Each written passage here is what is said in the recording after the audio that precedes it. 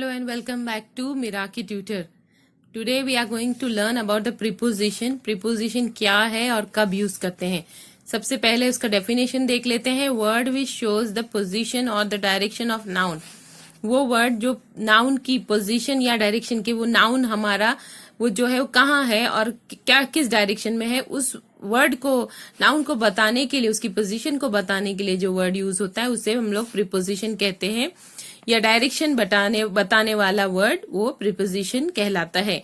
आइए देखते हैं कुछ कॉमनली यूज प्रीपोजिशन क्या है. In, into, on, out, over, inside, near, across, along, among, below, behind, beneath, toward, up, between, down, by, with, within.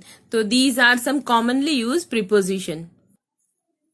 अब देखते हैं. The ball is on the table. यहाँ पे देखिए मैंने फिगर में बना दिया है कि बॉल कहाँ है, वो टेबल के ऊपर रखी हुई है, तो मैंने लगाया ऑन. तो ये जो ऑन वर्ड है ये प्रीपोजिशन है. ये बॉल का डायरेक्शन बता रहा है कि बॉल कहाँ है. Ball is the noun in this sentence. तो बॉल का डायरेक्शन बता रहा है वर्ड ऑन कि वो बॉल कहाँ रखी हुई है, टेबल के ऊपर. The ball is under the table. Ball under the table है, तो under is the preposition word because it is showing the direction of our noun which is the ball. The fan is above the table. Fan किधर है, table के ऊपर है. The shop is near my house. Shop मेरे घर के नजदीक है. They went across the river. के वो नदी के पार चले गए. Across is the preposition word. Near is the preposition word. Above is the preposition word. Word which shows the direction or the position of noun, तो वो क्या कहलाता है, प्रीपोजिशन. वो वर्ड जो डायरेक्शन बताता है. अब हम देखते हैं preposition of time and place क्या होता है. कि प्रीपोजिशन जो वह है वो टाइम के हिसाब से भी लगता है. जैसे ऑन लगता है डेज के लिए. We will meet on Monday. Monday के पहले, डेज के पहले अगर हम लोग लगाएंगे तो प्रीपोजिशन तो वो ऑन होगा. डेज के लिए ऑन लगता है कि हम मंडे के दिन मिलेंगे. We will meet on Monday. हम मंडे के दिन मिलेंगे. एट लगता है टाइम ऑफ द डे बताने के लिए, यानी नून, मिड डे, नाइट कब होगा, कब मिलेंगे या कब हमारा काम होगा वो बताने के लिए. टाइम ऑफ द डे बताता है वर्ड एट. जैसे we will leave at noon, कि हम लोग दोपहर के समय निकलेंगे. तो जो है दोपहर, शाम, ये सब बताने के लिए है. मिडनाइट, आधी रात को, नाइट, ये टाइम बताने के लिए डे का एट लगता है. We will leave at noon. In का यूज होता है other part of the day बताने के लिए, या मंथ बताने के लिए, ईयर्स या सीजन बताना हो अगर हमको, तो हम इनका यूज करेंगे. जैसे in the afternoon, in August, in summer. के we will go in the afternoon. I will do my some work in August.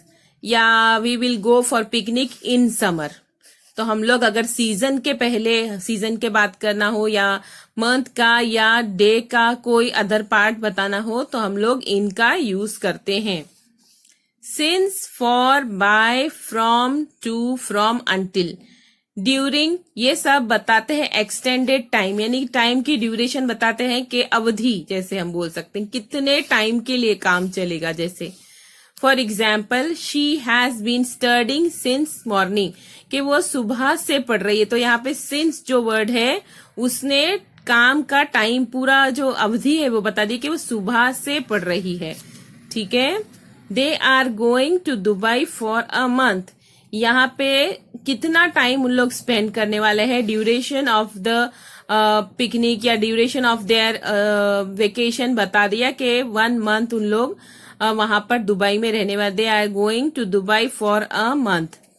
तो यहाँ पे हम लोग ने फॉर का यूज किया प्रीपोजिशन के तौर पे, हमारा जो है वो ड्यूरेशन बताने के लिए, एक्सटेंडेड टाइम बताने के लिए. I cook food during my house chores, के मैं ड्यूरिंग यूज करा मैंने, कि मैं घर के कामों के करते करते या उन कामों के दौरान मैं खाना बनाती हूँ. During. You should do this with in 1 hour, कि तुम्हें ये काम विद इन 1 आवर यानी 1 घंटे के अंदर अंदर तुम्हें ये काम करना है। देखिए यहाँ पे भी ड्यूरेशन बताया। I played until it got dark, कि मैं खेल रहा था जब तक खेल रहा था जब तक के अंधेरा नहीं हो गया। तो अंटिल हमने यूज किया। ठीक है। प्लेस का बताने के लिए भी प्रीपोजिशन का यूज होता है, जैसे इन पॉइंट बताने के लिए कि एक certain point, the flowers are in the vase, के फ्लावर्स किधर है, वास के अंदर है। तो ये एक पॉइंट बताने के लिए कि वहां पर है। इनसाइड बताता है समथिंग कंटेन, कि किसी के अंदर कोई चीज है। जैसे I kept books inside the cupboard, inside कि मैंने अंदर, कबर्ड के अंदर, तो कबर्ड कंटेन करता है, कबर्ड के अंदर बुक्स है, तो we will put inside. On लगता है सरफेस के लिए, यानी किसी सरफेस पे कोई चीज रखी हुई है, टच कर रही है सरफेस को, तो वहां पर हम ऑन का यूज करते हैं। I kept book on the table, यहाँ पे देखिए एक टेबल के ऊपर बुक्स रखी हुई है, यानी सरफेस को छू रही है, तो we will put on. On is the preposition word. At is used for general areas और सराउंडिंग, जैसे रीमा इज एट स्कूल, कि रीमा स्कूल में है, कहीं उन्हीं सराउंडिंग में, स्कूल में है। एट लगता है जनरल एरियाज और सराउंडिंग्स के लिए।